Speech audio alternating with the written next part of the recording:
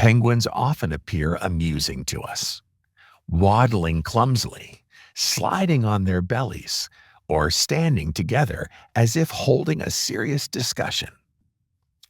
But what seems humorous to us is, in reality, crucial for their survival. Their waddling may look awkward, but it's actually an efficient way to conserve energy on ice. Instead of struggling through deep snow, some penguins lie on their bellies and slide forward, a technique known as tobogganing, which helps them move faster while using less energy.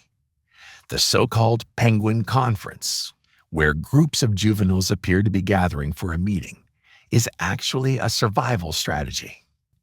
These young penguins form creches, or nursery groups, while their parents go out to hunt. This provides warmth and protection. Ensuring that they remain safe from predators.